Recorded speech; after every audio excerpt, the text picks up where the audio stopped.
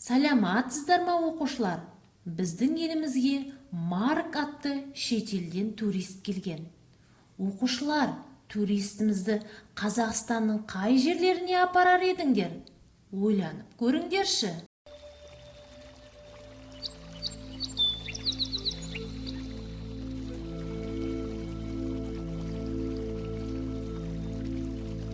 Керемет!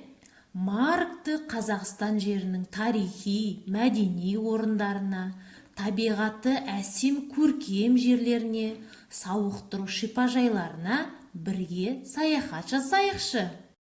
Оқушылар, сендердің ойларыңа Қожа Ахмет Яссауи кесенесі, Бурабай демалыс орталығы, Шымбұлақ демалыс орны, Тамғалы петроглифтер, Сарыарқа даласы келген болар. Енді шағын видеоға назар аударайық. Бұл Шарын шатқалы.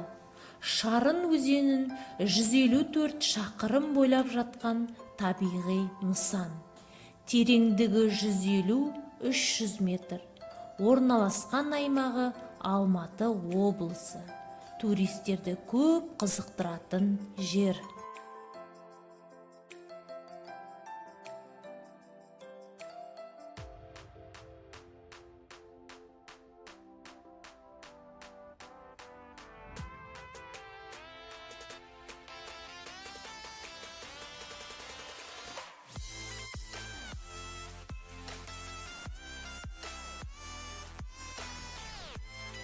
Келесі танысатын Қайыңды көлі.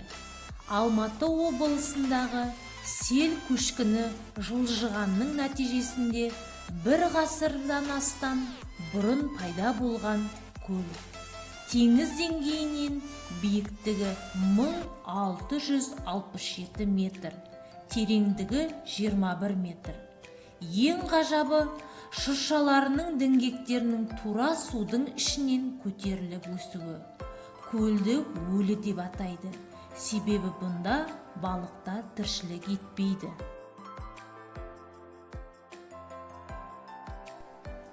Бұл Бұрхан бұлақ сарқырамасы. Орта Азиядағы ең ірі сарқырама. Сарқырама Іле өзені алабында орналасқан.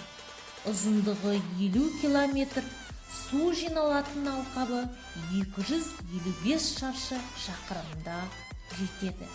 Теңіз деңгейінен 2000 метр биіктікте орналасқан. Биіктігі 112-120 метрге жетеді.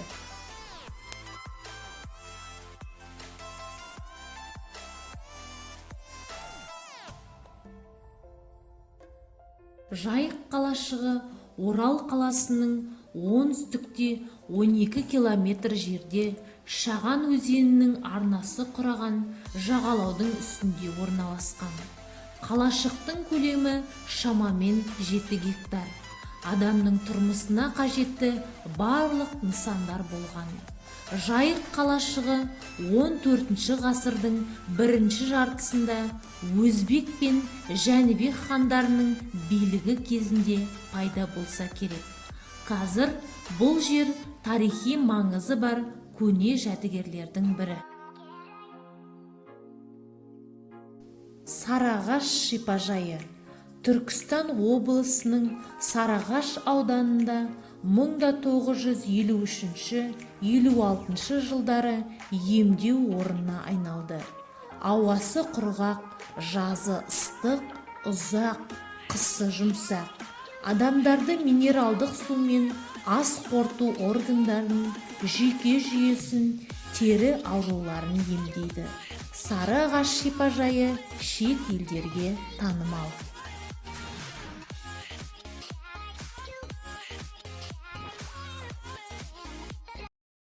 Оқушылар, Маркпен көптеген жерлермен таныстық.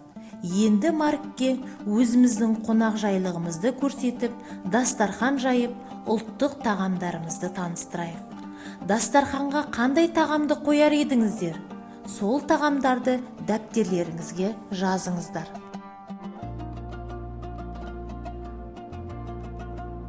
Бауырсақ, бешбармақ, шұбат, қымыз, қазы қарта, құрт, ірімшікті қойыпсыңдар ғой, жарайсыңдар.